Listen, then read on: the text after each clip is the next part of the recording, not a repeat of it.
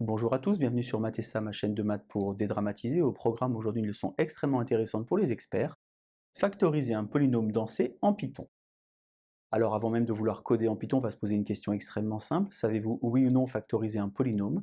Vous avez peut-être récemment vu passer une vidéo qui traite du cas du degré 2, c'est-à-dire un polynôme de la forme az carré plus bz plus c. Si ce n'est pas le cas, je vous invite à aller voir cette vidéo car j'y détaille à l'intérieur le calcul du fameux discriminant, le delta, le calcul des racines et donc de fait la factorisation d'un polynôme de degré 2 dans grand C, l'ensemble des nombres complexes. On va travailler aujourd'hui avec deux exemples. Le premier exemple, un polynôme de degré 3. Le deuxième exemple, également un polynôme de degré 3. Et puis en fin de leçon, lorsque je vais vous insérer le code Python, on pourra traiter avec un polynôme de degré 4 ici, mais également un polynôme de degré 2. Alors il existe essentiellement deux méthodes pour pouvoir factoriser un polynôme. La première méthode dite par identification des coefficients et la deuxième méthode dite par division polynomiale. Mais ces deux méthodes requièrent la connaissance d'une racine évidente. C'est la raison pour laquelle je vous rappelle la définition d'une racine. A, un nombre complexe, est une racine de P, si et seulement si P de A égale 0. Ça veut donc dire que lorsque je vais remplacer par exemple ici Z par A, eh bien je dois trouver 0. On va donc commencer ici par chercher une racine évidente pour ce polynôme. Alors vous voyez, vous n'avez que des nombres strictement positifs si je suis dans R. Ça veut dire que Z ne peut pas être un nombre réel strictement positif car finalement il n'y a que des additions. Z ne peut pas être nul non plus car ici j'ai un 5. Je pourrais tester par exemple pour moins 1 ou moins 2. Mais puisque je remarque que là j'ai 3, ici 3, 5 et 5, je me dis peut-être que puisque i carré ça fait moins 1, peut-être que ça va permettre de se simplifier. Je vais donc évaluer P de i carré moins 1, i cube moins i, j'ai donc ici moins 3i, moins 5, plus 3i, plus 5.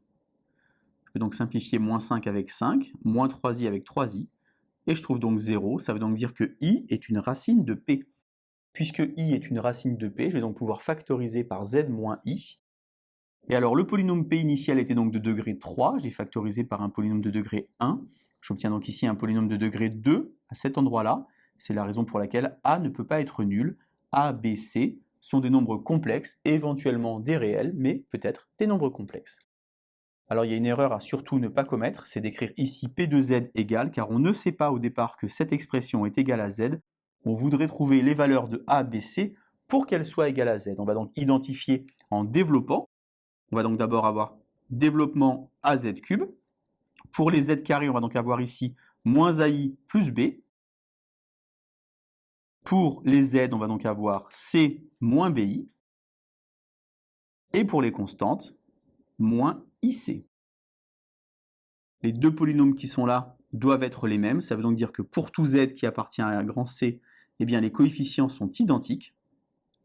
On va donc pouvoir écrire A égale 3, B moins AI égale 5, C moins BI égale 3, et moins IC égale 5.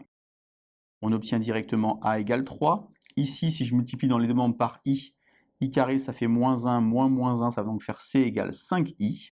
Et en remplaçant ici le A par 3, je vais obtenir B égale 5 plus 3I. J'ai donc, pour tout Z qui appartient à C, P de Z égale Z moins I, facteur de 3, Z carré, 5 plus 3I Z, plus 5I. J'ai obtenu, vous voyez, des coefficients qui sont, pour les deux qui sont ici, des nombres complexes, et pour le A, un nombre réel. C'est assez cohérent avec ce que j'ai écrit. Petit rappel de cours si vous le souhaitez. Ici, P est un polynôme à coefficient réel. Ça veut donc dire que si j'ai une racine complexe, sa conjuguée est aussi une racine. J'ai choisi, moi, de factoriser par Z moins I. Mais puisque I est une racine, moins I est aussi une racine. Et j'aurais pu factoriser alors P par Z plus I. Et j'aurais obtenu ici un autre polynôme. Exemple numéro 2, cette fois-ci par division polynomiale. Alors la racine évidente n'est pas si évidente que ça. On va donc tester pour moins 3. Je vous rappelle que 3 au carré, ça fait 9, 3 au cube, ça fait 27.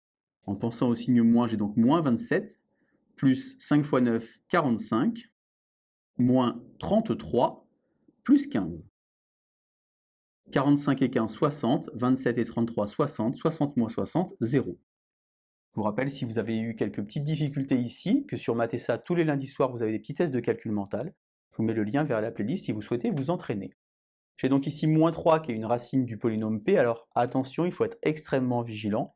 Si moins 3 est une racine, je vais donc factoriser par Z moins moins 3, c'est-à-dire Z plus 3. Pour les mêmes raisons que tout à l'heure, j'ai ici un polynôme de degré 3, donc là j'aurai un polynôme de degré 2. A, B, C sont des nombres réels, car les coefficients ici sont réels, et à cet endroit-là, j'ai factorisé par un polynôme qui vit dans grand R. Je vais donc utiliser la division polynomiale, alors ça doit vous rappeler des souvenirs de jeunesse un petit peu, quelque chose qui s'écrit de la forme A égale BQ plus R, la fameuse division euclidienne, et donc je vais diviser par Z plus 3. Donc division ici, dans Z cube, combien de fois Z? Eh bien j'ai Z carré, j'ai donc ici Z cube plus 3Z carré, je soustrais, j'ai donc ici 2Z carré, je descends le 11 et je réitère le processus. Dans 2Z carré, combien de fois Z? J'ai donc 2Z. Je multiplie. Je soustrais. 11Z moins 6Z, ça fait donc 5Z. Dans 5Z, combien de fois Z? Plus 5. Je multiplie. Et j'obtiens un reste nul. Le fait d'obtenir un reste nul signifie finalement que j'ai factorisé mon polynôme par Z plus 3, facteur de Z carré plus 2Z plus 5. Je peux donc écrire ici, pour tout Z qui appartient à C, P de Z égale donc Z plus 3, facteur de Z carré plus 2Z plus 5. On a donc vu la méthode par identification, on a vu également la division polynomiale. On va donc maintenant voir un petit peu comment ça fonctionne avec un code Python. Donc je vous insère le code Python. Alors pour commencer, naturellement un from math import étoile, car vous pouvez avoir besoin des nombres complexes, mais également des racines carrées, par exemple. Donc il s'agit donc d'une fonction Python qui est à 2 arguments. Alors attention, les 2 arguments ne sont pas du tout les mêmes. Le premier argument, c'est la liste des coefficients de votre polynôme. Par exemple ici 3, 5, 3, 5. Et le deuxième argument, c'est la racine évidente que vous avez trouvée. Vous voyez par exemple ici le polynôme est de degré 3, mais la liste est donc avec 4 éléments. C'est la raison pour laquelle il y a écrit n égale len L, la longueur de la liste, moins 1. On va donc ici dans res, qui est donc le résultat, la liste d'affichage final. On commence donc avec un résultat qui est vierge, et puis on va ajouter à chaque fois avec l'instruction .append les valeurs qu'on va trouver. On fait donc une boucle, et en sortie, on va donc afficher donc notre liste de résultats, mais également le résultat final pour voir si, comme tout à l'heure, on avait 0, ce qui signifie bien finalement que votre factorisation est possible. Alors on va commencer par exemple avec la division polynomiale, on va donc rentrer 1, 5, 11, 15. Alors attention avec des crochets puisqu'il s'agit d'une liste. Ensuite, on va donc mettre la valeur de moins 3, n'oubliez pas moins 3 car c'est une racine évidente, et donc vous obtenez en affichage final le 1, 2, 5 qu'on a trouvé tout à l'heure, mais surtout le 0 qui signifie finalement que c'est factorisable, et donc que vous avez bien que moins 3 est une racine de ce polynôme. On peut tester également avec un nombre complexe, on va donc regarder ici en insérant 3, 5, 3, 5, et cette fois-ci, il va falloir qu'on rentre le petit i. Alors je vous rappelle que pour la console Python, le petit i, il faut utiliser une instruction sur les nombres complexes. Attention, il n'y a pas de e à complexe à la fin. Et le nombre petit i, c'est finalement 0 plus 1i. On rentre donc complexe entre parenthèses 0,1. Et on obtient donc au final 3, 5 plus 3j, attention le petit j, 5j, et comme reste 0j, c'est-à-dire finalement 0. Je vous rappelle que dans Python, l'affichage des nombres complexes, c'est avec un j et non pas avec un i.